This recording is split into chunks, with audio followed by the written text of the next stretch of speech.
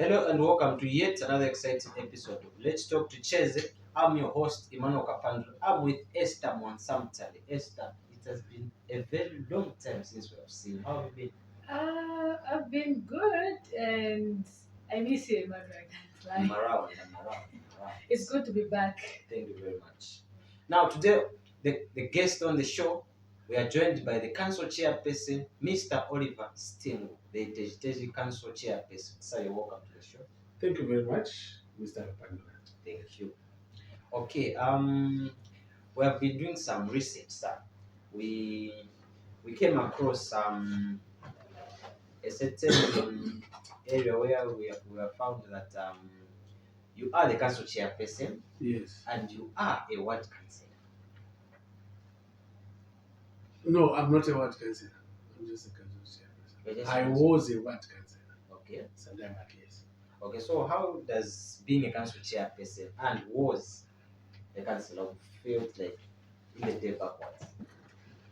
Sometime back, to start with, Mr. Kapandura, I would like to use your first name. Emmanuel. Emmanuel. Yes. Yes.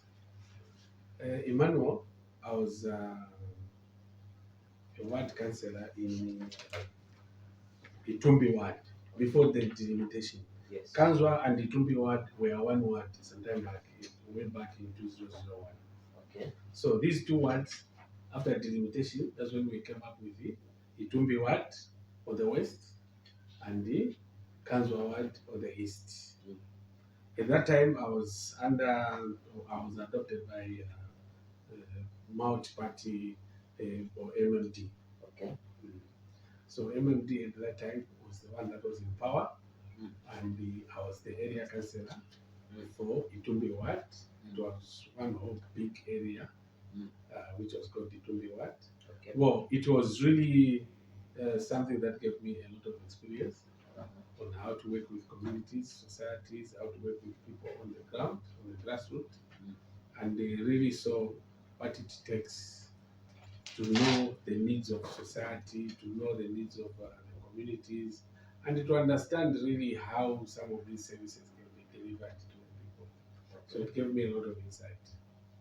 And somehow, it is because of that profound knowledge of what communities need, how communities behave, and how to deliver services to communities. Yes. It is actually that gave me the backdrop of why I'm the council chairperson today.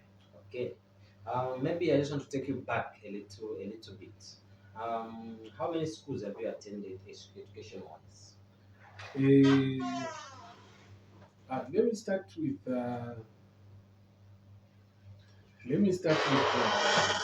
my primary school. Yes. I went to Tagore Primary School in Monze. Okay. If you've heard of Tagore Primary School in Monze. Yes.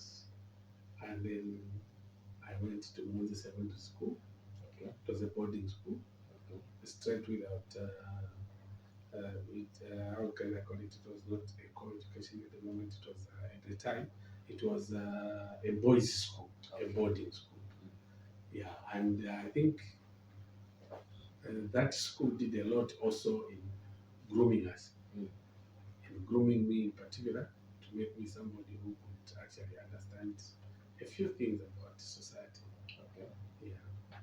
Then I further went to do my A-levels, where I was gunning for a pen for a bachelor's in engineering. Yeah. But somehow along the way, there was, I would say, a payment problem. Challenge. Yeah, challenge. Because that time, I don't know how it is done this time. All of you would go for natural sciences. Yes. 1 year you do natural science, then you specialize. Now you go for the field, or you choose your major now in whatever school that you want to go to. So that is how it was that time. I don't know how it is being done this time. So I went to do my natural science. After the natural science, now when I was supposed to go and major now in bachelor's in engineering, I couldn't go back. Yes. I started to look for work so that maybe I can go back. So I started working for Sotunya Intercontinental Hotel. So after working for Musotui, not after working, during the work, Yes. there was need for somebody in accounting. So that is how I switched to As the hotel or at the hotel. I went there as a receptionist. okay. Yeah, you know, the reception, the front desk, what they call front desk officer and things like that. So there was a room for an internal advert for someone to go to accounting Yes. to be a night auditor. Mm. So there was that room, and they gave us an opportunity to train. They were training us themselves. Okay. So I started doing a job of training and trained to be an auditor, which led me now to go and do CAPS, a certificate in business studies. Okay. And for me to improve myself, then I went for ATT at every home so that I could improve my skills. Okay. That's why I ended up with a diploma in AAT, which I have now. Okay. I wanted to go back to engineering, but I think it became difficult over the years. Things became difficult. Maybe your age, you can do it now. So I Became think difficult. Emmanuel, we've tackled more of easy office as the council chair. Maybe we can just like go to you to find out his family, like his family life, he's married, kids. I think he tells us more on that. Aside from the council chair, how is Mr. Oliver staying first in those areas? Okay, Mr. Oliver Stengu is this man who, after Intercontinental Hotel was sold. Okay. Okay. After Intercontinental Hotel was sold to Sun International, Okay. they told us that you are supposed to reapply when this hotel is rebuilt, because they raised the whole thing down and started rebuilding it. So at that time, I wouldn't want to mention this, but I'll mention it because I mean that is the line. I was married in Livingston. Okay. I was there in Livingston. I was married. But when I came now here to visit my mother, who was a nurse in this hospital, Okay. Itezhi Hospital. yes, Wow. Okay. yeah, she was a nurse in this hospital. Mm. Way back in 2000, Okay. I came to visit her here. So when I came to visit her here, at that time, there was a program of giving land to retired and unemployed youths Okay. in a resettlement scheme called Masisari Resettlement Scheme. Okay.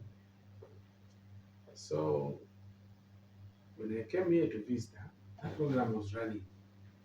And I said, there's land that is being given. Let me go and check out and see what is happening. Maybe I can get a bit of land from there. Once in a while, I can work there. So that's when I went to check with the resettlement scheme and discovered that actually it was only 10 kwacha application for that land. You mean the 10 kwacha? Yes, 10 kwacha. The what's 10 kwacha? Yes. 10 what's that kind of word you put that? There's a 10 quite. 10 kwacha. Is it just Something like that. It's just the zeros that Oh, they replaced. It was 10 kwacha. So when I got a form applied for that land, then fortunately I was shortlisted to say you can also have a piece of land there. Okay. Okay. I informed my ex-wife that I think for now that we are waiting for the application for Musutuya Intercontinental, why can't I Settle here. start work here at the farming property? Mm. We agreed like that. But then this woman was an ambitious woman. She was an ambitious woman. Okay. She was then a supervisor in NetSafe Bank. She said, okay, I'll come and visit you one time. And she came to visit me. Now, you can imagine in the 2000s in Masasabi, it was a bush, and they were just clearing, and there were a lot of bushes. Hyenas would come like 20 meters away from where you are, where you have your shack. You know, when you're just beginning to build, you don't have a permanent structure. Yes. It's just a shack kind of accommodation. So these hyenas were busy making their noise very close by, and that is the time she came to visit me. So she said, no, this is not a habitable place. This is not a place a person can stay. She almost convinced me to go back into Livingston so that I do some other things. But I said, no, I've fallen in love with this land and I'm going to make here. So we'll continue this thing. So that somehow impacted our divorce. Okay. Yeah, because I mean, she was ambitious and I fell in love with the land here, and so there was that problem. So that is how finally that home broke up. Okay. It took me another 4 years to get another wonderful, beautiful woman who is there now today. Which is nice. Yeah, yeah. So it's quite some story. Yeah. So because of the distance, I wouldn't blame her. Okay. So we maintained our friendship with the actions. We have a wonderful daughter with her. Okay. So we've maintained our friendship. I visit her, she visits me, and that is the other part. Because there are people in this country or elsewhere who know that I was married to her. So if I have to jump this, they'll be saying, but he's not telling the truth. Okay. So, and in our seat, you have to tell the truth. Huh? Yes. So talking about leadership, what inspired you to take up public service and become the council chairperson? Thank you. Like I've mentioned where I come from, Yes. I was in Masasani, and that is where my home is. Here, I have a house here quite alright because of, you just have to have a home in the CBD as well as at the farm. So like I blend the two. I understand how it is to live in a farm setup or village setup. Okay. Yeah, most of these places that we have, honestly, they are villages. Yeah, farms are highly productive. We are not that productive as to call it big farms. These are villages, but we call them farming areas because those are activities we do. But then there's a CBD here. You have to bring your produce here. You produce something there, then you have to. The market is here, so that is how I have two homes. I have a home here, and the production area here is for service. So what prompted me to really come into the service is that when I was in Masasabi, I could see the road network into the town was bad, and even when I reached here, the roads are bad, water systems very bad, and even general standards of living were very bad. Where I came from, Livingston, that was already a city. Okay. It already had the status of a city. Okay. So you look at where you are coming from, and you look at where you are, then you say, what can I do to at least lift up these standards to habitable standards? One, to habitable standards, and two, to standards where someone would say, okay, we've come here to stay. So what do we need? We need. So it is from that backdrop that I wanted to really come in and see what I can do. Because as a villager, as an ordinary villager in Masasai, even if I come up and say, we need a road, who will listen to me? Nobody would listen to me. I needed a connection with the people who would actually listen. When you say we need a road, they'll say, yes, indeed, we need a road. You contribute with your suggestions, and then those suggestions are reciprocated. Someone answers to say, yes, let's do this road. Let's put a ball here. Let's put a water recirculation here. I wanted my voice to be heard. I wanted to join the corridors that will say something, and that something has an opportunity to manifest. Yes. So that is the reason I came up to do this. Okay, so in your journey, what has been some of the challenges you have faced in your journey as the council chairperson? Very important question. The challenges, most of the challenges that I've faced are coming from the people that I'm supposed to work with to bring about the results that we are all looking for. Okay. And what are those results? The results we are looking for are, just like I've said, clear roadways, water recreation, and all the other amenities and infrastructure that we are looking for, like health facilities and whatever. Okay. I discovered that it's not all of us who have the same mindset. I would be at policy making level, like where I am now, but the executory hands are slow to act. When I mean by what I mean by executory hands, I mean the people that are placed to actually execute the functions. To say, just like right now, I was talking about before you came in, I was talking about our road in Basanga. We are doing a road in Basanga, and that road that we're doing in Basanga needs to have fuel in those machines, needs operators, and it needs people to be on site. I'll tell you from this interview, I hope I will not step on someone's toe, that our operatives or the operators of those machines have to move and sleep here every day and go back 22 kilometers to Asanga. But I'm suggesting that why can these people come so that we maximize on the hours of operations? If someone will jump on that machine at 6 o'clock or 5 o'clock, I think we are better placed to handle work than he comes here and waits for a driver at the station at 8 hours and be taken to the site or on the road 20 kilometers away from here. That takes a lot of time. So the challenge is, the major challenge is the speed of police guidance is not congruent with the execution. It's not matching. As we are fast, we want these things to be done in policy making category, but the execution is slow. Okay. That is one biggest challenge.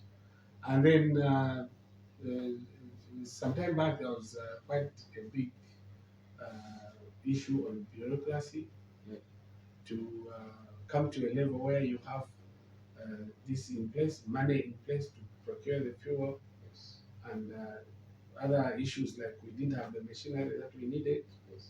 The yellow machines have just been procured. Some time back we didn't have these things. So these were also stumbling blocks. These were also challenges because you'd want to really move, but you don't have the means to do it.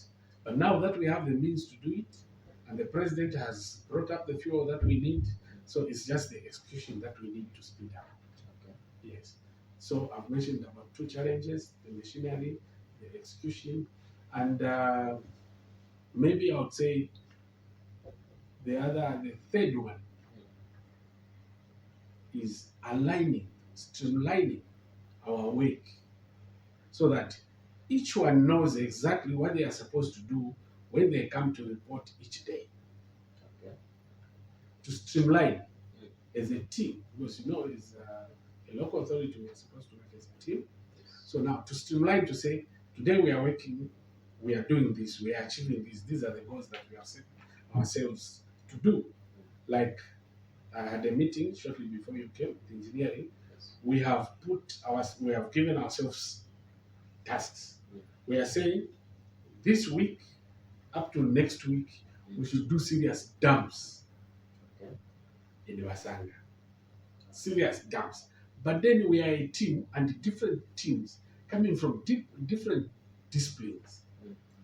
What I mean by coming from different disciplines, one is rolling the accounting sector, the other one is an engineer rolling that part, the other one is in procurement, to procure the tires and the spares that we need for the machinery and the fuels. So these are different categories, segments, departments. Yes. So to align these and streamline so that we work as a properly lubricated machine that is actually producing. Okay. That is what we are trying to achieve, and that is a challenge. Okay. I hope you understand. Yes.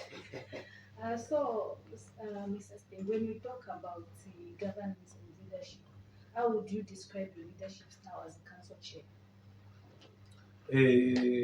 Personally, or is it the entire council? Personally.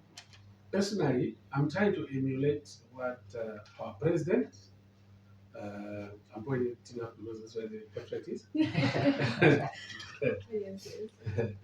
Our president, Yes. Mr. Hakainde Hichilema, Mm. he has given us a lot of guidance. Mm. And the leadership style that we want all to adopt Mm. is his leadership style, Okay. of hands-on. Mm.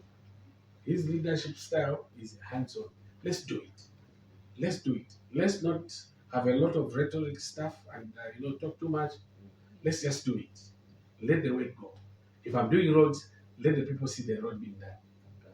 If I'm doing water, let the people be able to draw water. Mm. So the leadership style is one that myself I'm trying to adopt, which the president is trying to teach us. He has called us at the State House, where he has told us his direction, his policy guidance, and he has repeated the policy guidance through the documents that he is sending to our institution to say, I want you to do the roads, I want you to emphasize on this. So the leadership style that myself, as Oliver Steng, is trying to exhibit is what I'm adopting from His Excellency. Okay, so what are some key priorities have you set for your term in office? My key priorities are one, Yes. the roads. Okay. Do you know that it was a priority from just the time I came in? Yeah. I thought I was going to roll in place and we were going to have roads very quickly. By now, I was thinking that we're going to have nicely done roads all over, everywhere. When it comes to practical, it's something else.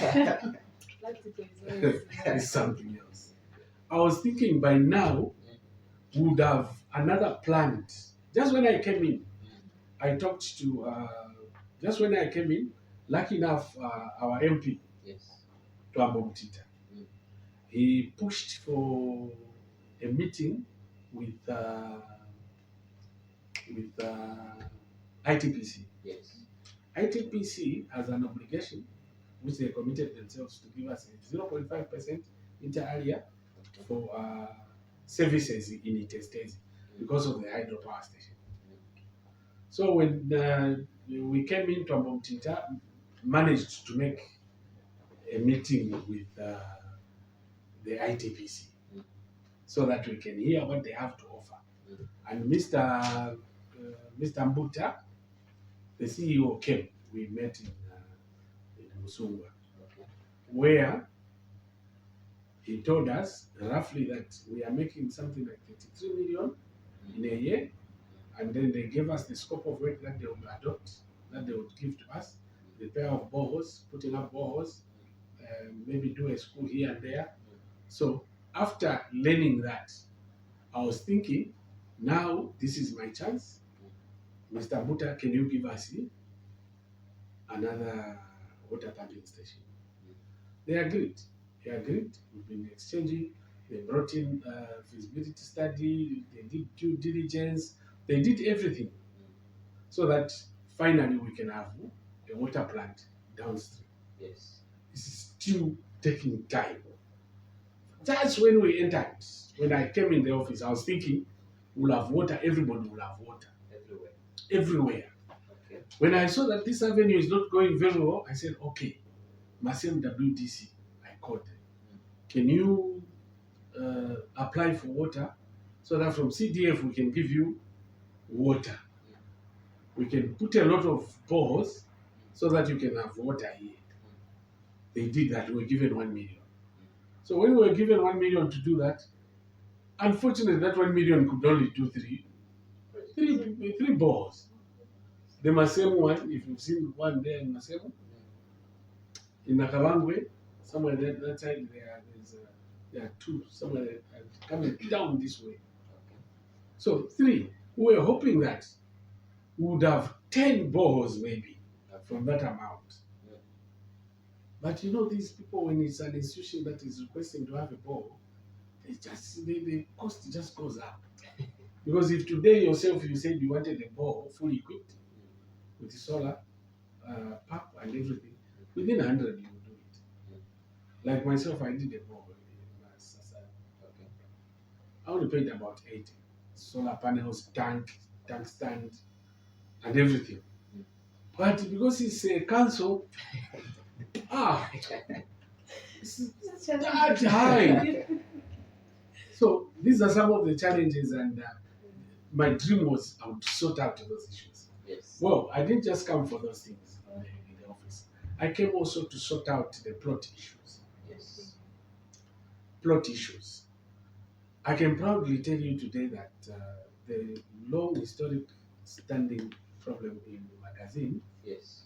of people who had settled along the riverbank, Yes. the lake shore, we've resettled now nicely, and have invited them to treat.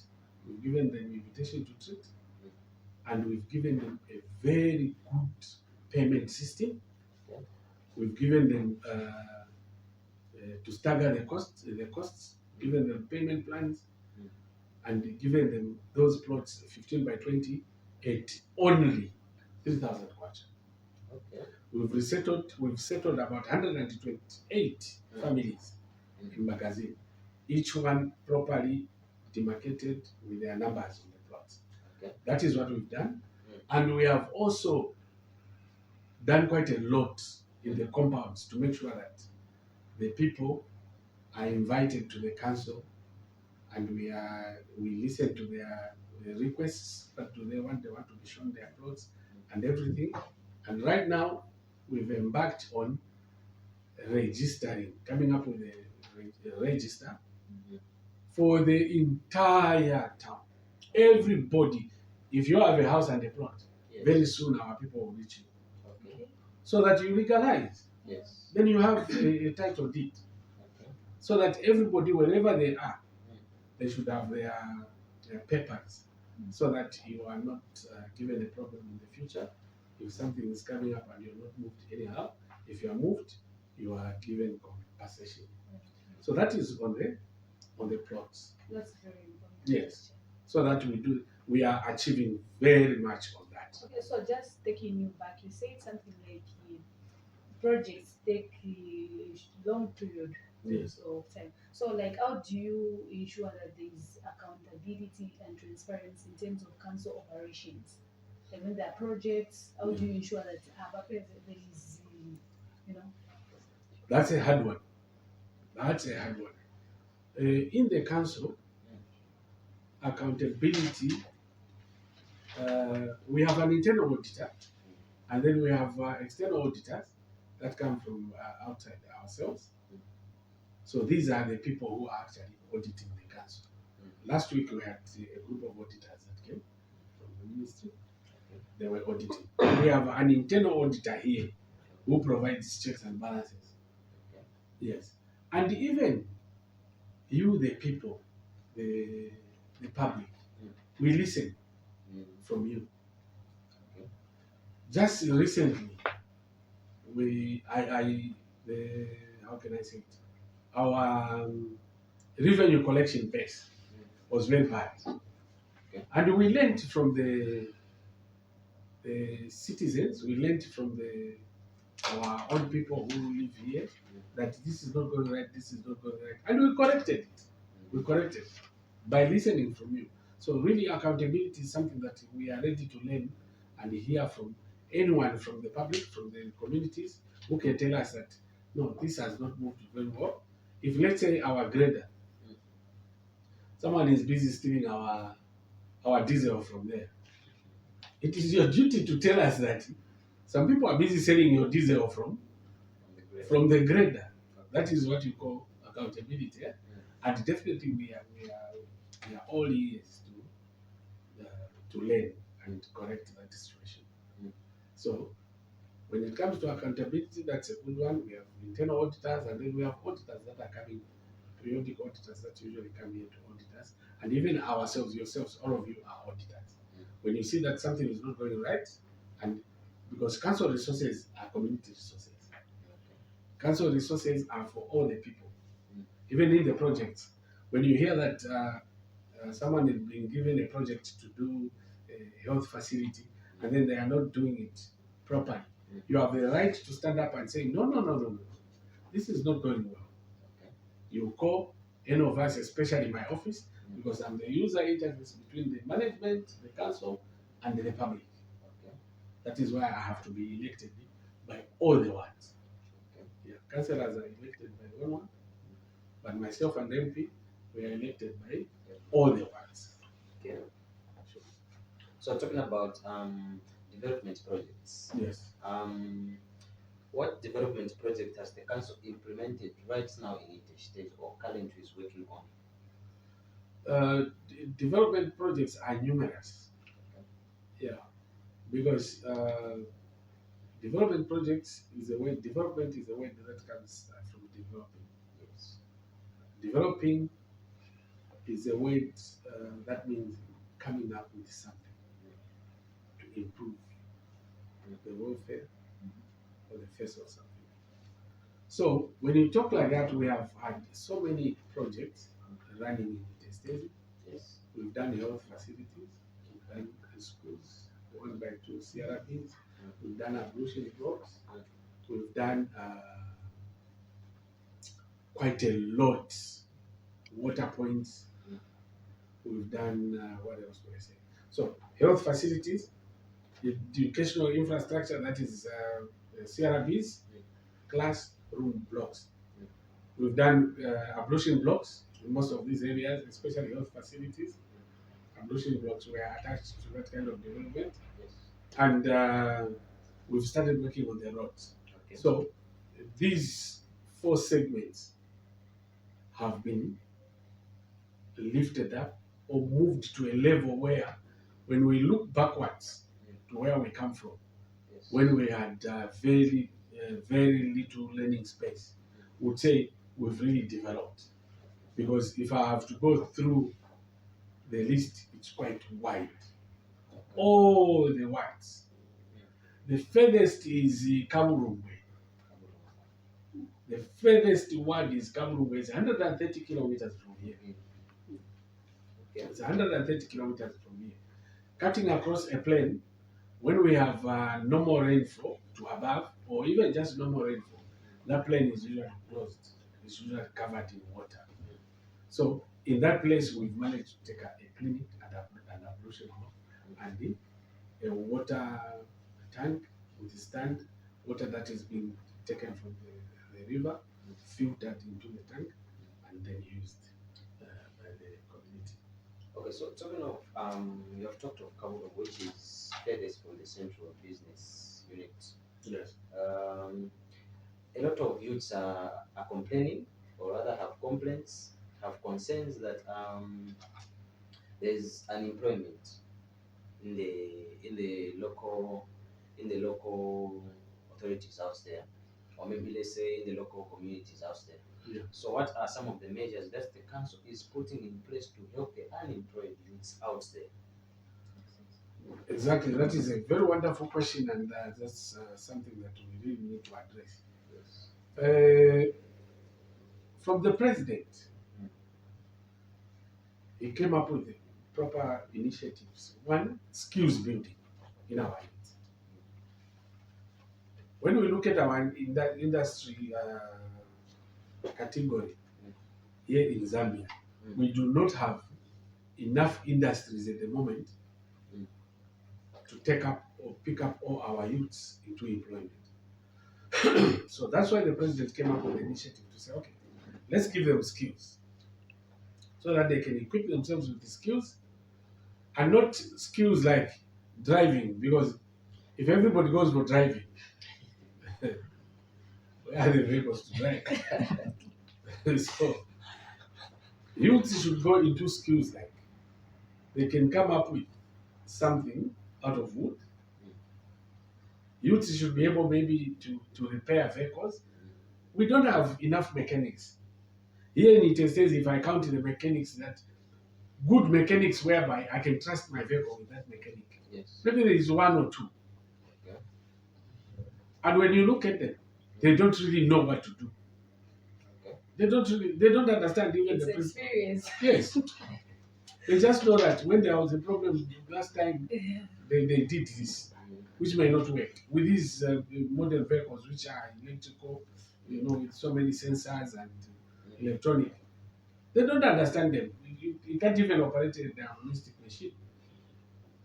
You understand the diagnostic machine? Eh? Yes. Those things you plug in and to give you. Yeah. So in short, we need a lot of mechanics in Itezhi-Tezhi we don't have. We don't even have garages. If some young people went for that kind of skill, definitely they will make money. Me, as I'm seated here, I have quite a lot of machines that I want people to work on. But when I want to look at the catalog of mechanics that we have here, I don't see. I don't see one who can really do what I want. We only have people who park cars at their homes. Yeah. Okay. Yeah, they can change a tire, which I can also do. Okay. I can change a tire. So we have some mechanics, but then they don't have fixed places or a dome where you can take your vehicle and they give you time, 2 hours after finding out the fault, come and pick your vehicle. We don't have that kind of thing here in Itezhi-Tezhi. So the president has come up with an initiative. Let them go for those skills. Carpentry, let them go for those skills. Bricklaying now has a lot of money. This council has repeatedly, sometimes I even sit here and wonder what's going on with our youth. This council has repeatedly given contracts to the same people who were getting contracts in PF. I wouldn't say that PF is a yardstick. I'm just saying that here I'm looking at time frame, 5 years. Yeah? PF was 4 years ago. So we are still giving the same contracts to those people. Why? Because you are not coming up with your skills as young people so that we build you. Because if you have capital of 1 million, or let's say even 500 or 300, a lot of youths are going to benefit. But if an older person like myself, I have something like 1 million, I want to put it aside for the grandchildren and everybody else who's coming afterwards. But you want to spend it amongst yourselves and it will be shared. You can even empower another person. But the people we are busy empowering now, time and again, I don't think they are spreading that money to youths so that they also benefit from that. Okay. Then apart from those skills, the president has come up with suggestions on grants. Give grants so that these people who want to buy and sell can actually go into that. Those people who want to do pottery can do that. Those people who want to do goat steak to Kasumbalesa can do that.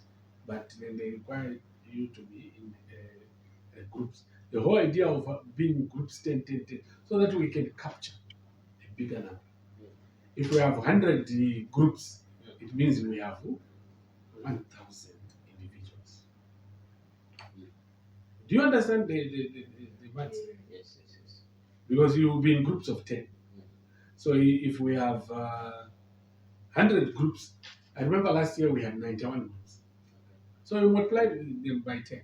You're going to have 910 individuals being reached out here in Itezhi-Tezhi, at least with something that now after it blossoms, it develops, then each one is doing something.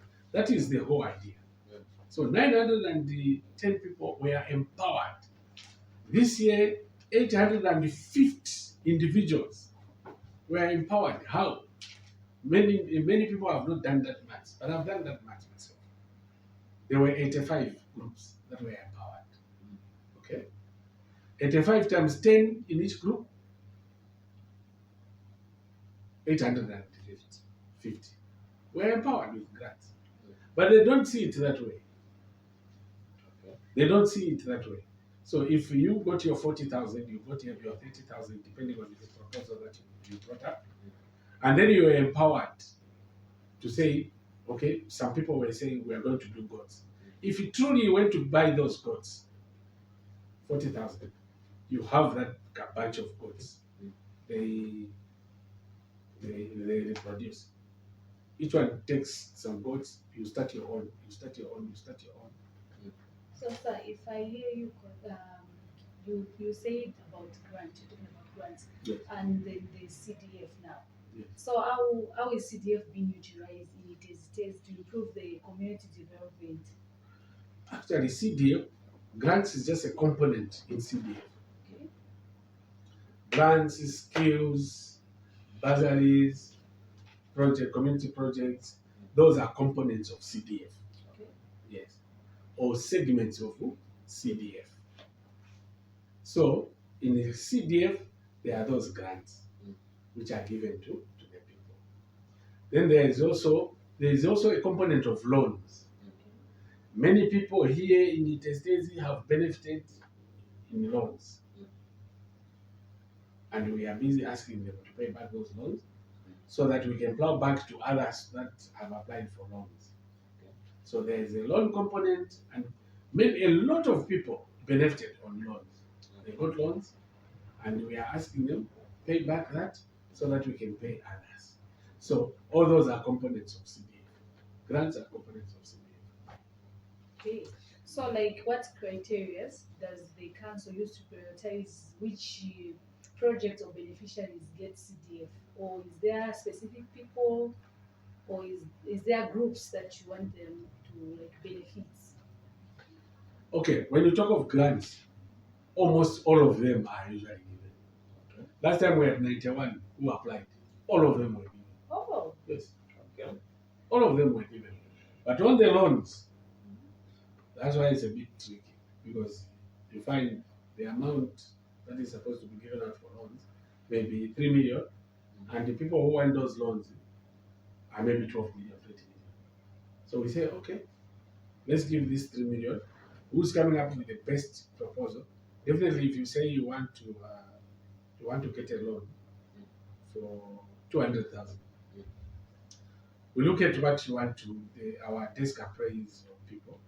We look at exactly what you want to do with the 200,000. They will look at the basics. If you say you want to do agriculture, what kind of agriculture do you want to do?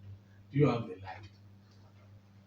What auxiliary stuff do you want to get so that it helps you grow what you want to grow?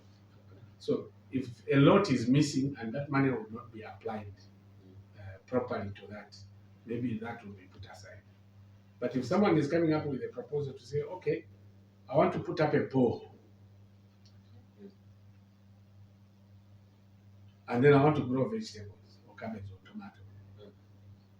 Calculations are done. A borehole definitely will fit in this money and so on and so forth.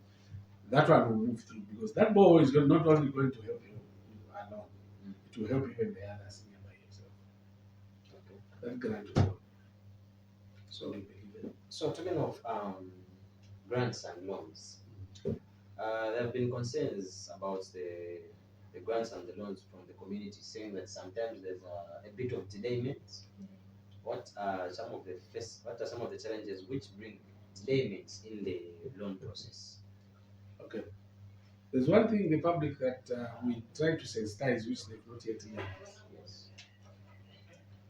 When you apply for a grant, you're not applying for a grant to have it there and then. You're applying for a grant that will come next year. Okay. When you're applying now, I think people have been applying up to the 30th of this month. These grants that they're applying for are not for this year. they're applying for grants for next year.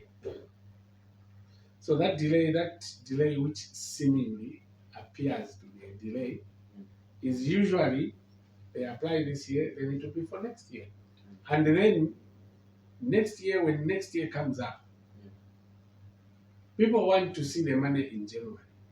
It's not like that. The money may come in February or March. Okay. Yes. So when the money comes, the moment the money hits the bank, the council is usually ready to pay. Okay. Yes. But what happens, the problem is the money has not hit the bank. We are still waiting. Some people give, when you have a multitude of people who apply that, there's usually some false information. Some people will say, no, we have heard that the money is there, and so on. And then people, it appears to be delayed. So that is where the delay comes. Whenever you apply for next year, you are not applying for this year. So that is the information which is sink to the communities. When you're applying for this year. For next year, not this year. And how is the council ensuring that even vulnerable people are attached to those groups that are benefiting from CDF? Or what are some of the criteria that the council is putting into place just to make sure that even the vulnerable are also attached to that money? And the disabilities. There's a component for that, for people with disabilities, people with vulnerable people. What it is what is the council doing to make sure that it is during sensitization period. When we are sensitizing that, there will be grants, there will be this. We are telling our WDCs. Yes. Our primary entry for all these things, the loans, the grants, is through WDCs. That's our primary organ. It's where we start picking up documents of who wants to apply for a grant. Okay. Yeah, it's not like someone is applying for a grant and is just coming here because we don't know them. But the WDC is an organ or a sector or a segment that is rooted in that community. Yes, it's a group of people. There's a teacher there, there's someone from agriculture, there's someone from the traditional people, there's someone from, it's a consortium of, how do I say, diverse kind of people who come from different areas. Okay. A teacher will be there, someone from agriculture will be there, a village representing the chief will be there, and so on. So these people are actually dwelling or domiciled in that place where the people who are applying are. So when they apply now to WDC to say, if let's say if Esther is applying for a grant together with her group, you who stays with her is the one who knows she qualifies. She's vulnerable, but versed enough to do the job. Okay. Yes. Vulnerable, but strong enough to do the job. She will produce the cabbages that she's talking about. Okay. So you are now the WDC. WDC simply means Wadi Development Committee. It's a committee that is embedded, that is integral to that committee that is down there, which knows every one of yourselves there. That's why even because the WDC has what we call zone leaders. Zone leaders are covered from all angles. There's someone who's staying, if Kapandula is that side, there's a zone leader there to stand to actually vouch for you. To say, yes, I know Kapandula. Kapandula has a bit of land and he can actually do this. He can do this way.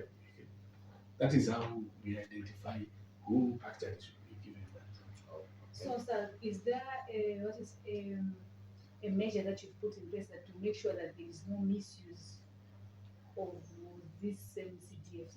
Because other people in office, they may take advantage because it's us who are planning, it's us who are sitting on money. There's that, the people are supposed to be given, but instead of the people, there's that you choose, say my family should benefit more other than others.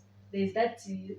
That's the more reason why people say there's that delayment, because they think that people who are in the planning committee, they have their own people that they are given. So how do you make sure that there's no such thing going on? Yes. I'll repeat again. Huh? That English, I'll repeat again. No, okay. I'll repeat, or I'll say it again. Yes. There is a WDC, World Development Committee. World Development Committee is not anyone sitting here.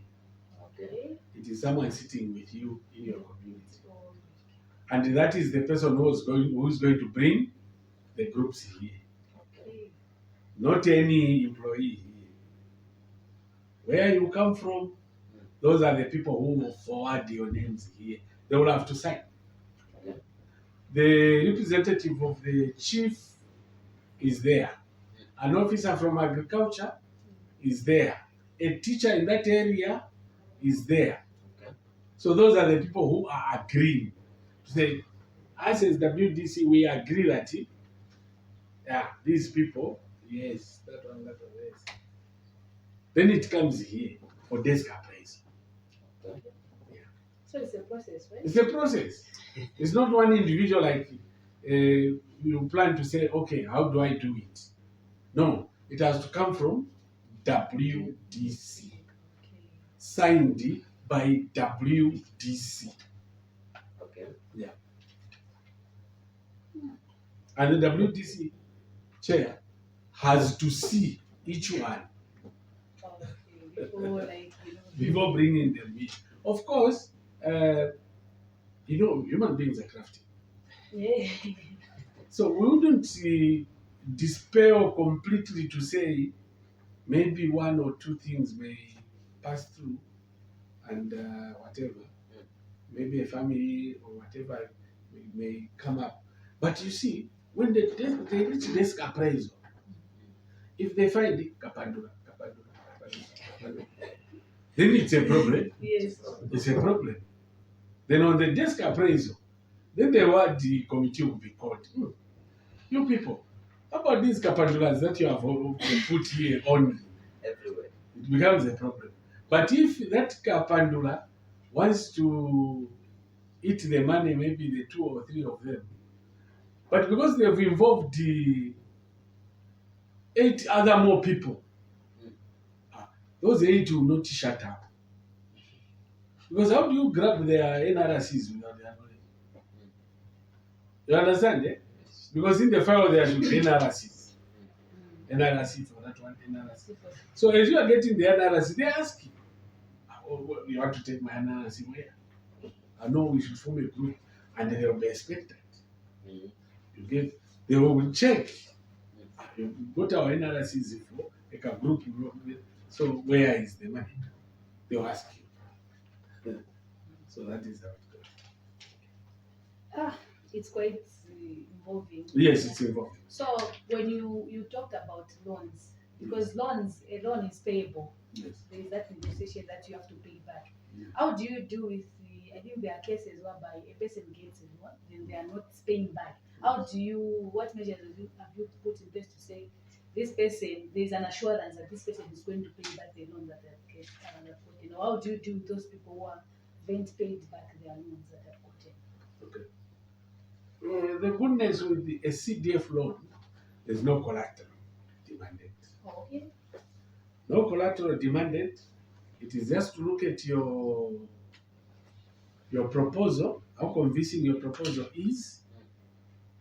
If you are buying any equipment, it's actually the council that will help you procure that equipment so that it remains in their name until you finish paying the loan.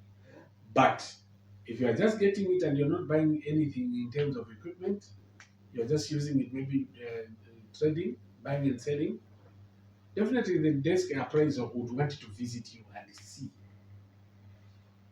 if you are capable of returning the loan. Yeah, they'll visit you. The desk appraisal team will definitely visit you. Yeah. If you are neither here nor there in terms of about or in terms of where you stay, definitely they will not give you. Okay. You must be here and there to prove that you have the ability to pay back that loan. Mm. If you are not able to pay that loan, back that loan, no, you cannot be given. So maybe talking about proving.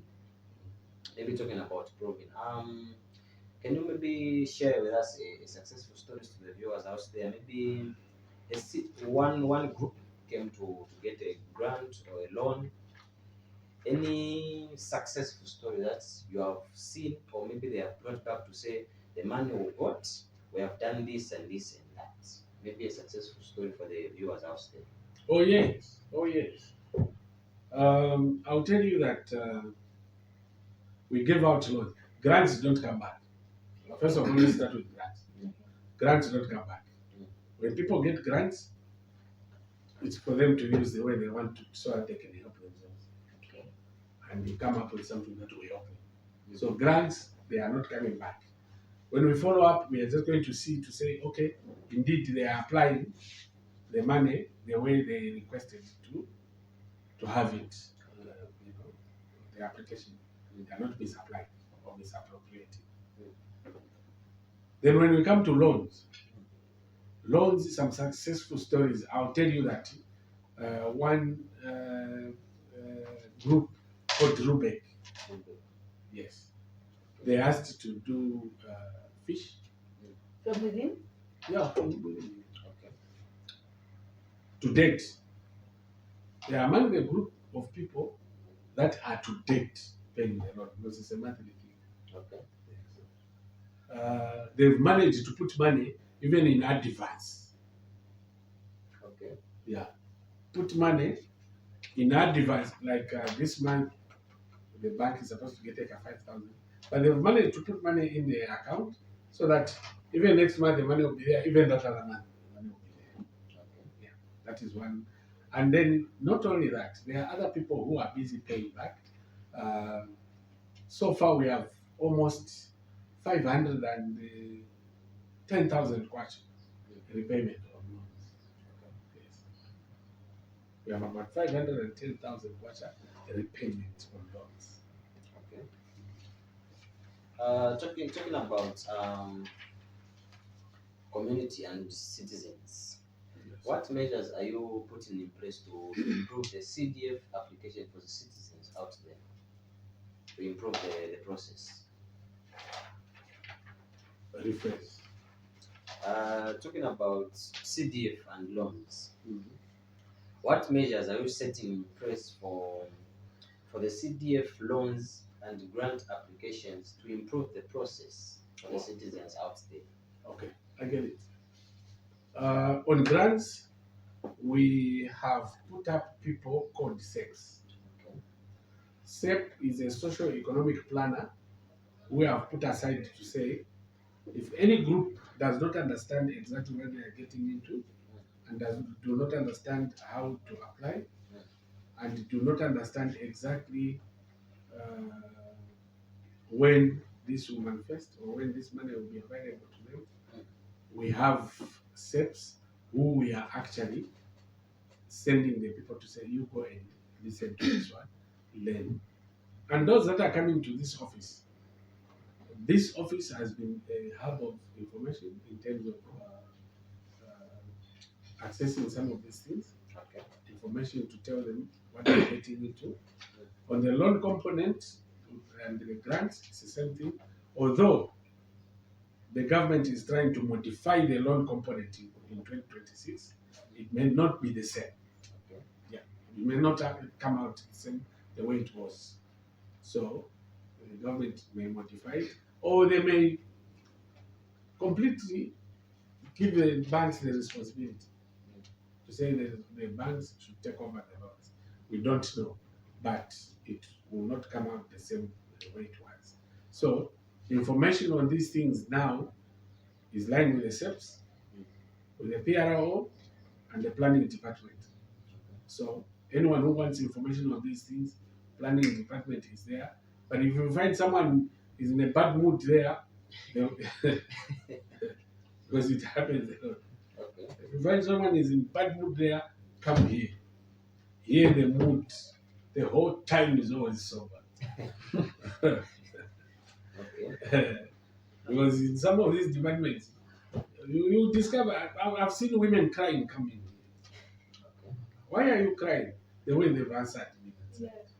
Okay. So I wish I was even a pastor, Ah. because I would pray for those people to change the way they think, Okay. because they are actually there to work for the people, Mm. you know. But people forget that they've come to work for the people, and we are here to give a service to the people. So those that fail there to understand, or I urge everybody, come here. Here you always find a sober mind to explain Yes. without getting tired. Tired. So we are talking about Constituency Development Fund, and its project, that's the wonders that it has done in the state. So join us to the other side as we show you some of the projects done by CDF. Let's go.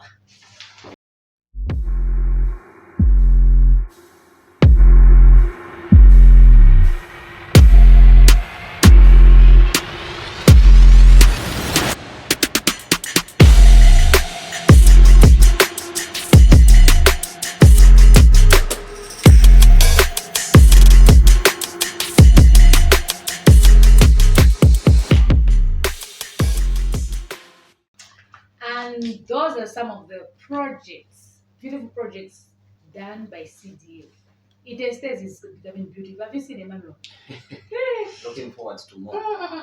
So guys, that's what we had. We wanted to just show you that Itezhi-Tezhi is not the best that you knew a long time. This is a change Itezhi-Tezhi, because CDF is doing wonders and wonders and wonders and wonders. And we're still with the council chair. Coming back to the communities, what are some of the initiatives that the council is using to address issues like waste management and access to clean water? How is the council addressing those issues? Thank you very much. Right now, let me start with waste. Yes. Right now, we have assigned our tipper truck and our TOB to actually take out all the garbage that accumulated over time, even the historic ones and so on and so forth. So we are using heavy equipment now to take out garbage. Some time back, we were actually using people with shovels, you know, throwing into a light truck, we had a light truck, and actual people shoveling or pushing stuff into the truck. But this time we have improved by actually using the TOB to get all that trash into the tipper truck and take it to a dump site along D769 along our road to Lusaka. So meaning to say that we have actually improved. Within a few hours, we are able to take out all the waste and take it where it's supposed to be at the dump site. Okay. So when it comes to water, Yes. water, the journey is not a short one. The journey is a long one on water. But we've made a lot of strides, long strides, towards having our people, towards sending water to our people. Right now, I can talk of the 3 successful boreholes that are scattered, dotted in Masemu, and also Swasco. Swasco came up very strong to put boreholes, only that we got disappointed because some of the boreholes did not yield water, they were dry boreholes. But at least we got one yielding water effectively, very effective. And then we've also discussed with our colleagues from the parish, who are also saving us with their borehole. They've put up electrification that our communities are able to get water. And we have also improved on the pumping units from our pump house. which was less that time. It was at 1.6 somewhere there, but now it's at 2. So that is a great improvement. You'll find that water is coming out with pressure down this way. And then we've put up through Swasco, because Swasco is our partner. Yeah, we work with council and Swasco, we work together. They are actually our partners. So we've put up a line which we call the water backbone along D769. We've put up a line that goes up to close to that compound, the last compound on the left. How do you call that compound? Should be Shelters, yeah, correct. That's the word I was looking for. Yes. It's shelter Zambian. Yes. So there is what we call the water backbone that is running along D769 with branches going down into the compounds. And it is it can hold the pressure, enough pressure to send it to those compounds. So people now are welcome to get to Swasco and have so that they are connected to the reticulation. So we are inviting people to get to Swasco, and then they can be connected to their households. So talking about water and access to clean water, education and healthy, these are vital sectors which we have in Itezhi-Tezhi. Correct. But what is the council doing to support these vital sectors in the district? What we are doing is we've invited communities to actually apply for CDF projects. So far, let me start with health. Yes. So far, the council through CDF has put up infrastructure let me start now, practical, so that when you go again in the field, you should be able to see these things physically. Let's start with the furthest place.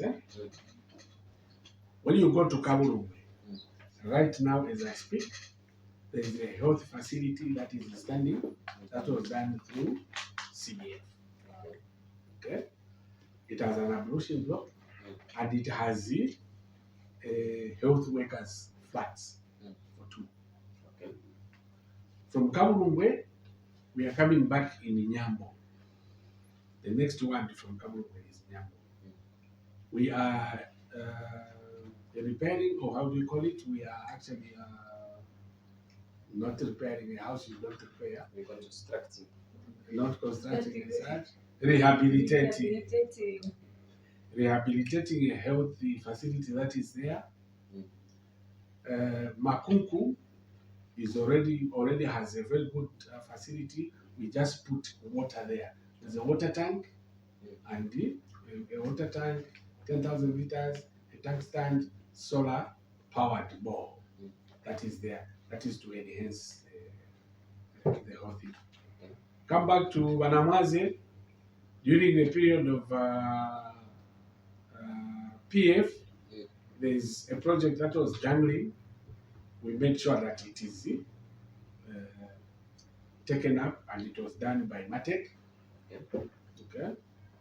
Then we come to Rwanda. There's a very good health facility along Namara Road in Ibanga. We come to where is that? We come down to, I'm mentioning one by one. But the big ones, the one that is on D769, Mutenda.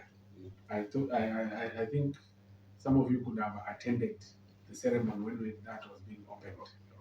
You were there, huh? Yes. That is one of the best health facilities that has been put in Itezhi-Tezhi. At Mutenda. We come to Nachisenga here. One of the best facilities, although not big like Mutenda, has been put here. Within Kanzwa, there's a facility that is being put right now in Nkomo. Water, ablution block, and a health facility is being put there now as we speak. Basanga, we're just, the MP was there, the TC and everybody else were just commissioning it. Is it 3 weeks ago? 3 weeks or a month ago in Basanga.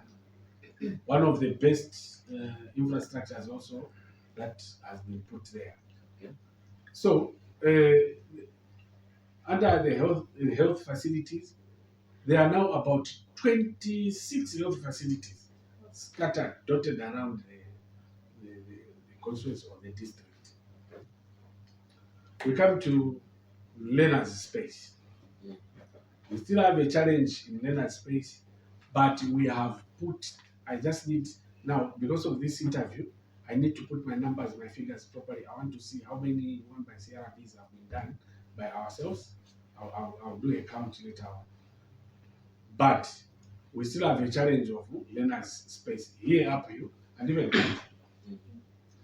But we've put a wonderful 1 by CRB here. We've rehabilitated 2 of them down. How do you call it? Junior village. How do you call it?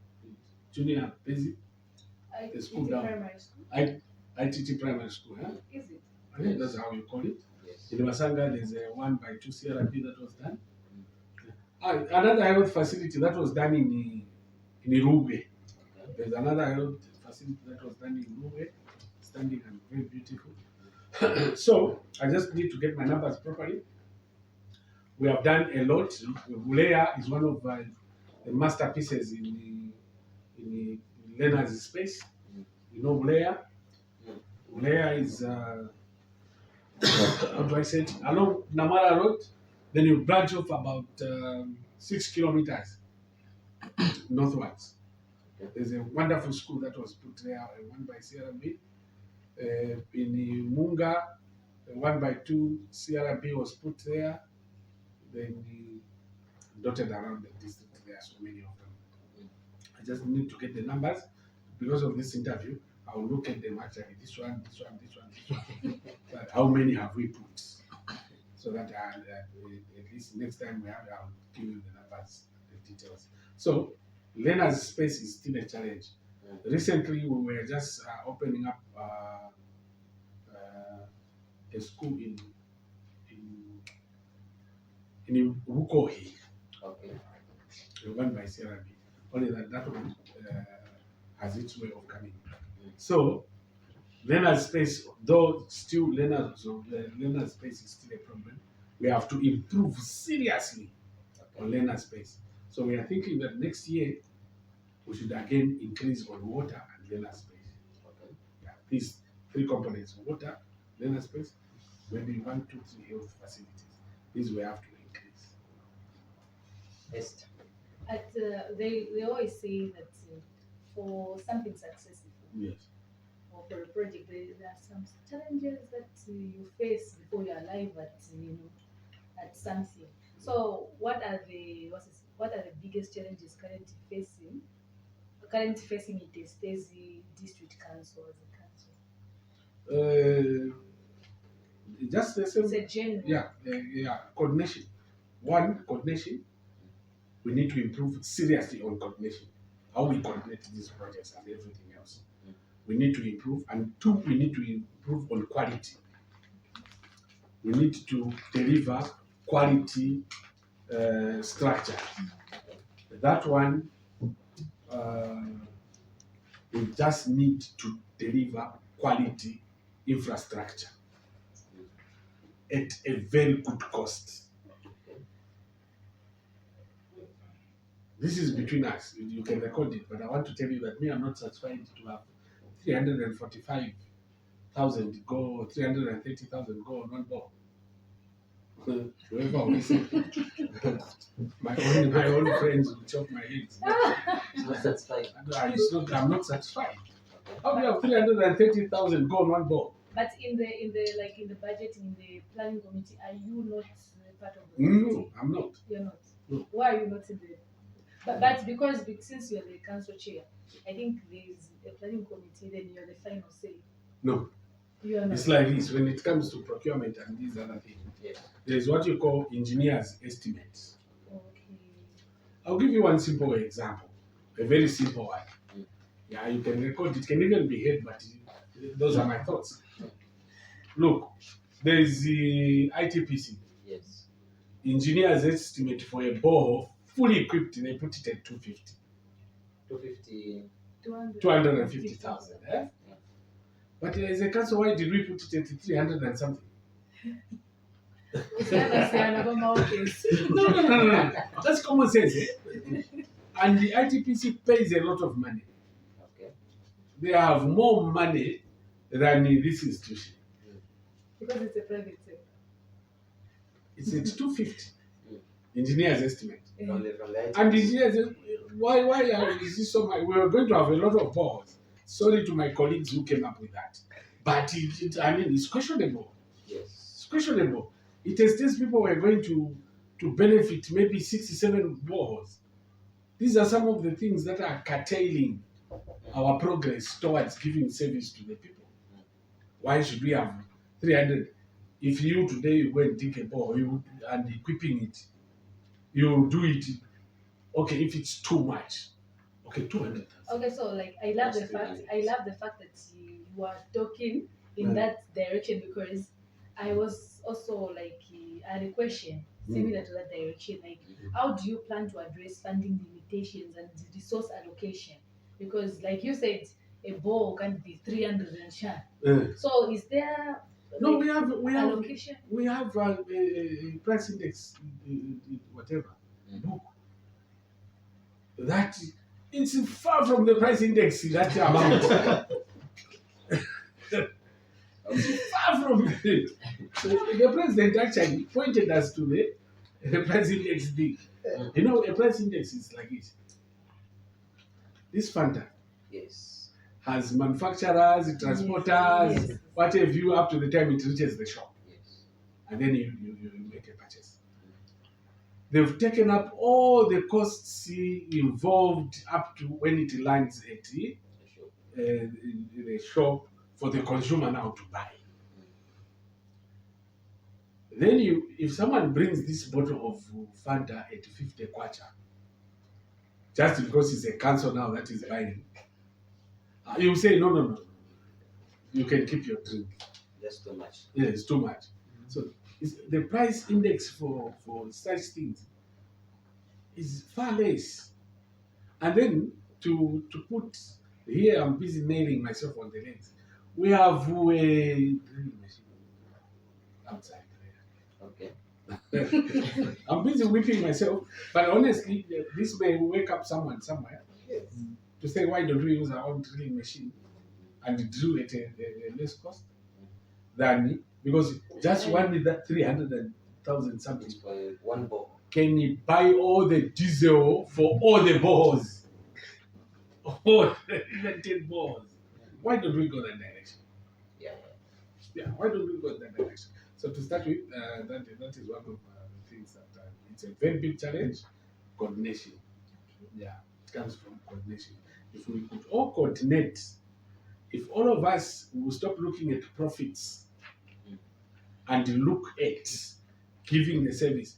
Mind you, we are constitutionally mandated to give a service to the people of Itezhi-Tezhi. Yes. We are established, for your own information, we are established to give a service and not to make a profit. When you are doing a bore, your profit margin as a contractor who's given to do a bore shouldn't be above 20%. But if you can do the bore at 150 and then you get 300 something, your profit margin is too much. It's more than average. Well, I may not be privy to other challenges which were met, but I'm speaking from experience. I did a bore myself at my farm. I have 2 bores. I don't go to those levels. So, sir, what opportunities do you see Itezhi-Tezhi to grow between 5 years from now? Like, what are some of the opportunities? There are a lot of opportunities. 5 years from now, I would say that my term is ending in next year. August. Yes, but I know that I'm coming back. Oh. You may ask me how. How and why? How You ask and him. why? Very good. Yes. I'm coming back here in this office and we'll meet again. We'll have another interview Okay. where I'll be telling you now Especially if you come very early. Hello, you know, sir, the interview won't be here. We're going to Musungwa. Yes, yeah, even before that time, even Yes. before we go there.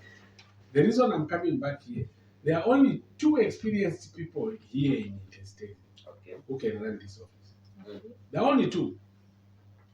Me and Mr. Shalova. Okay. You know, you've heard of Mr. Shalova? Yes. Because we are the only 2 council chairmen who have been council chairmen after the Act of 2016 was done. Okay. Where a council chairman is now elected by all the wards. Okay. Initially, all the council chairmen that used to come were elected by fellow councillors. You are elected as a councillor, and then when you are elected as a councillor, then the fellow councillors now elect you. Okay. But after the amendment in 2016, it was designed that we should give more power to a council chairman, so that he has similar or slightly above power than an MP. I know you may get confused. Do you know that there are council chairmen or mayors who are elected for the whole district within 2 or 3 constituencies? Yes. Do you understand that? Yes. There are areas where there are 2 or 3. Let's talk of Monze. Yeah. It has 2 constituencies, 2 MPs, and one council chair who is elected by both constituencies. Okay. You see that, eh? Yeah. So even the order of precedence, if the president is coming here, I know this information, many people don't like it, but it's there and it's like that. The order of precedence 2016. Yeah. When a president comes here or a minister, in the queue, the first one who should receive him is the council chair, number 2 the MP, number 3 the DC. People don't like that, but it's written by cabinet. They don't like that order. They don't like that order, but it's written, it's like that. So, in short, I would say that we are coming back. There are only 2 people who are experienced in this office, myself and the other one. And if I was the one who's giving adoption certificates, why should I give people who are experienced? Why should I get a brand new one to go and start all over again? Start understanding policies, precepts, concepts, and so on. Give someone who already understands the system. All he needs is going to polish up and streamline the operations. So talking about civic engagements, sometimes the youths feel as if they are not part of decision making. How is the council making sure that even youths out there are involved in decision making in the district? Oh yeah, we have an office of PRO who we've actually assigned to engage youths and sensitize them on how to deal with the council. Yeah. I even have, myself, I have a junior council chairman, a young boy, who I'm busy grooming Okay. to be a council chair in the future. Mm-hmm. So I have a junior council chairman. Your son? No. Just someone who was brought by a group of Okay. youths. Yeah. Okay. No, not my son. If I teach my son, no, I mean, it doesn't make good sense.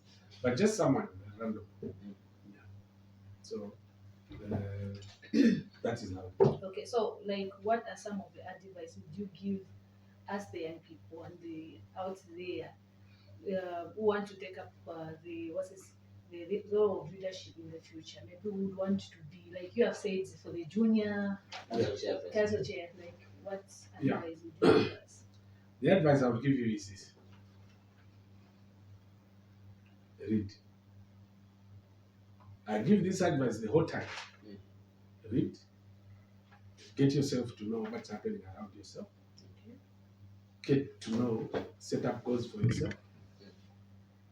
And if you want to be a voice that should be heard or someone to be listened to, read. Yes. Read, learn what's happening in your environment. The reason, like I said, what motivated me to come here is, to be council chair, is when I looked at my environment, I saw that this can be improved. But how can I improve this? It means that I should be able to walk in the corridors where people will listen to my voice. Okay. If I don't move in those corridors where people can listen to my voice, then I'm just one stray person in the bush in Masasani. And but when you read, you understand. First of all, you have to read. You have to understand, why don't we have good roads? Why don't we have good water? Why don't we have, so that when you come and start challenging these questions, when you start asking these questions, you understand exactly what you're doing. Okay. Yeah. So you have to read. You have to read. You have to understand exactly what you're getting into. You have to set yourself close. You have to really be inside. So before we let you go, do you have any message to the viewers out there? Any key message that would want to maybe establish to them and the Itezhi people right now? Any key message? The key message is they should not lose hope in UPND. Why I'm saying that, this is the government. Okay. They should not lose hope in UPND delivering services to them through ourselves as a local government. Every place, every family, every grouping, every corporate organization has challenges. And we are almost surmounting, we are almost getting on top of these challenges. So they should not lose hope. They should just focus on the development that is going on at the moment and contribute effectively to what they feel should be done, what they feel they could have done if they were in our state. So let them contribute and let them keep the trust in the government, in the leadership of Mr. Hakainde Hichilema, whose style we are all emulating. Okay. And what legacy would you like to leave as the council chairperson if you were to leave this office today? Oliver Stengu is the one who resettled all the people in the magazine.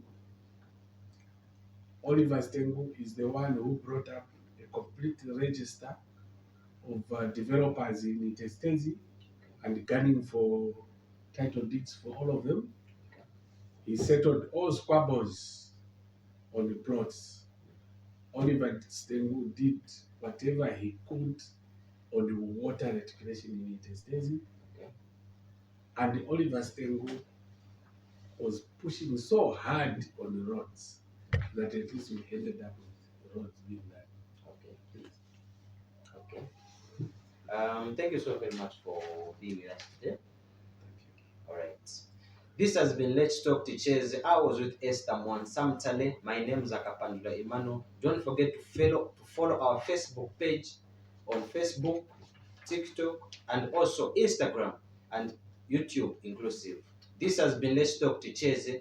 Let's see you next time on another exciting episode. Bye-bye for now.